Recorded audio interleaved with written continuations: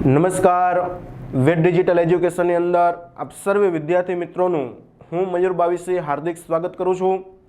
ધોરણ 9 વિષય સામાજિક વિજ્ઞાન ચેપ્ટર નંબર 19 ભારતીય લોકજીવન, જેની અંદર આપણે આગળ વિડીયોની અંદર વાત કરી કે ભાષાના ધોરણે રાજ્યની જે રચના થઈ છે અથવા રાજ્યની અંદર કઈ ભાષા બોલાય છે અને કેન્દ્ર શાસિત પ્રદેશ એટલે કે સંઘ શાસિત પ્રદેશની અંદર કઈ ભાષાનો ઉલ્લેખ થાય છે અથવા કઈ ભાષા બોલાય છે તો એના વિશે આપણે ગયા વિડીયોની અંદર આપણે વિદ્યાર્થી મિત્રો વાત કરી।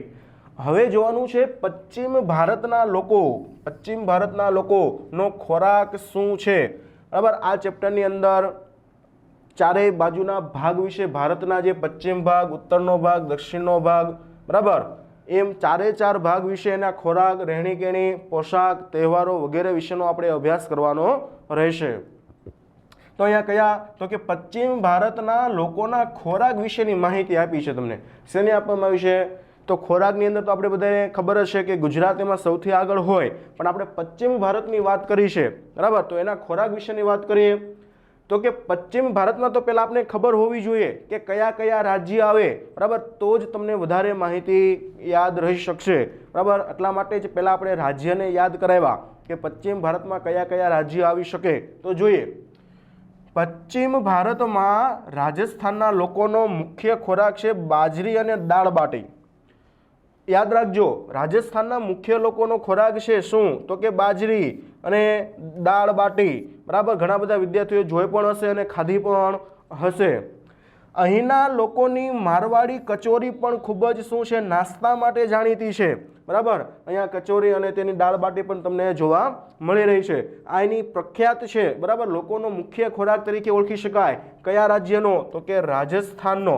ત્યાંના લોકો નાસ્તા માટે તો કે મારવાડી કચોરી વધારે નાસ્તાની અંદર લે છે, બરાબર।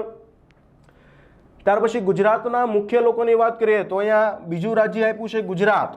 પહેલા આગળ રાજસ્થાન વિશે વાત કરી, હવે કયું છે કે ગુજરાત। તો ગુજરાતના મુખ્ય લોકોનો મુખ્ય ખોરાક તરીકે છે રોટલી, ભાખરી, દાળ ભાત, લીલા શાકભાજી, ખીચડી, કઢી, જલેબી ગુજરાતની જાણીતી મીઠાઈ પણ છે। જો ગુજરાતનો મુખ્ય ખોરાક તરીકે તો કે રોટલી, ભાખરી, દાળ ભાત, લીલા શાકભાજી, ખીચડી અને કઢી આ એનો મુખ્ય ખોરાક છે। તેમજ મીઠાઈની અંદર સૌથી જાણીતી હોય ગુજરાતની અંદર તો એ શું છે, જલેબી। શું છે, ગુજરાતની જલેબી, બરાબર, ખૂબ જ મીઠાઈની અંદર તે જાણીતી છે। તેમજ ત્યાંના નાસ્તા માટે ગુજરાતની અંદર તો કે ખમણ અને ગાંઠિયા, બરાબર। અહીંના લોકોનું માનીતું શું રહ્યું છે તો કે ફરસાણ તમને જોવા મળે। બાજુમાં તમે જોઈ શકો છો, બરાબર, અહીંયા ફરસાણ, અહીંયા ખમણ, બરાબર, અહીંયા ગુજરાતી રોટલી, શાકભાજી અથવા રોટલી, દાળ ભાત, શાક વગેરે વિશે તમે જાણી શકો છો। ત્યાર પછી પશ્ચિમ ભારતના બીજા રાજ્ય વિશે વાત કરીએ તો કે મધ્યપ્રદેશ। શું આપ્યું છે, મધ્યપ્રદેશ। એના લોકોનો મુખ્ય ખોરાક તો કે રોટલી, લીલા શાકભાજી, દાળ ભાત વગેરે છે, બરાબર। મધ્યપ્રદેશના લોકોમાં અંદર રોટલી, લીલા શાકભાજી અને દાળ ભાત તમે પણ અહીંયા એનું જોઈ શકો છો। પશ્ચિમ ભારતના દરિયા કિનારે રહેતા લોકો, પશ્ચિમ ભારતની અંદર જે દરિયા કિનારો આવેલો છે, દરિયા કિનારાની અંદર જે રહેતા લોકો છે તો એનો ખોરાક શું છે તો એનો મુખ્ય ખોરાક છે ભાત અને માછલી, બરાબર। શું છે, ભાત અને માછલી, જે તમે અહીંયા જોઈ શકો છો કે દરિયા કિનારાના જે લોકો રહે છે દરિયા કિનારે તેનો મુખ્ય ખોરાક તરીકે શું છે તો કે ભાત અને માછલી, બરાબર। કયો ખોરાક છે એનો, ભાત અને માછલી।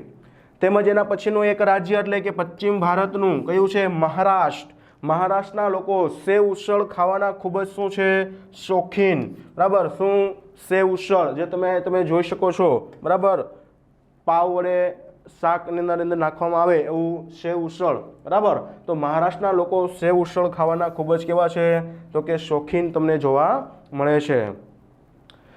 ત્યાર પછી વાત કરીએ તો કે પશ્ચિમ ભારતના રહેઠાણો કેવા હોય છે। આગળ વાત કરી ખોરાક વિશેની અને હવે શેના વિશે વાત કરવાની છે તો કે રહેઠાણ। એનું રહેઠાણ કેવું હોય વિદ્યાર્થી મિત્રો આ પશ્ચિમ ભારતના લોકોનું, તો એના વિશે પણ આપણે અભ્યાસ કરીએ।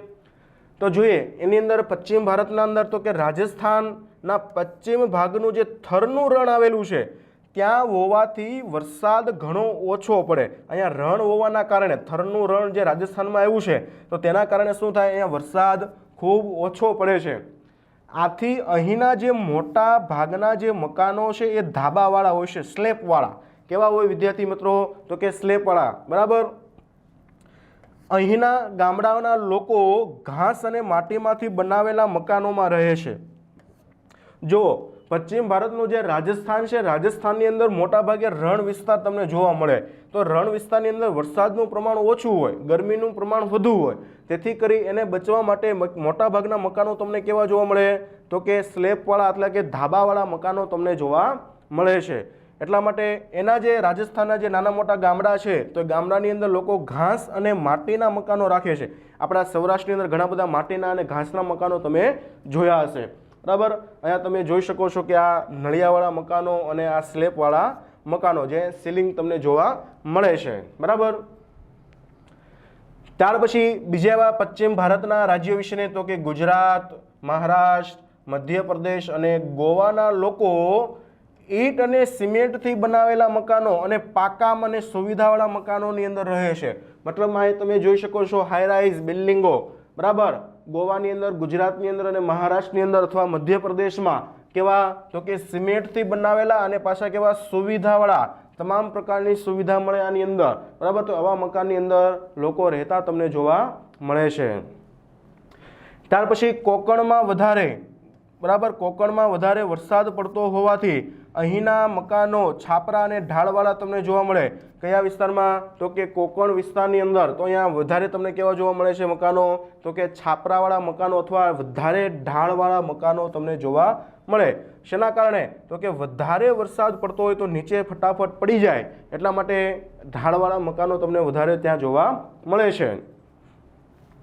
પછી વાત કરી કે પશ્ચિમ ભારતના જે દરેક રાજ્યમાં જંગલ કે જે ડુંગરાળ પ્રદેશ આવેલો હોય, દરેક રાજ્યમાં, પશ્ચિમ ભારતના દરેક રાજ્યમાં શું આવેલા હોય?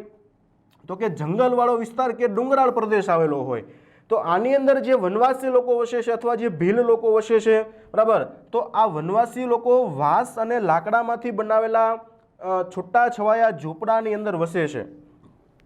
જો અહીં તમે જોઈ શકો કે આવા પ્રકારના ઝૂંપડાઓ ઘણી વખત તમે લાઈવ પણ જોયા હશે. તમે કાંઈક પર્યટન સ્થળોની અંદર ગયા હશો તો પણ ત્યાં તમે જોયા હશે. તો એ વાંસના મકાનની અંદર અને લાકડામાંથી બનાવેલા મકાનની અંદર તેઓ રહેતા તમને જોવા મળે. તો એને શું કહી શકાય? તો કે ઝૂંપડામાં રહેતા હોય એવું આપણે કહી શકીએ.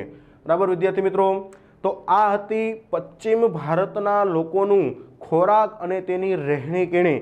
બરાબર વિદ્યાર્થી મિત્રો. તો ખાસ આપણે આને પ્રશ્નને જોઈશું અને યાદ પણ આપણે રાખીશું. થેન્ક યુ વિદ્યાર્થી મિત્રો.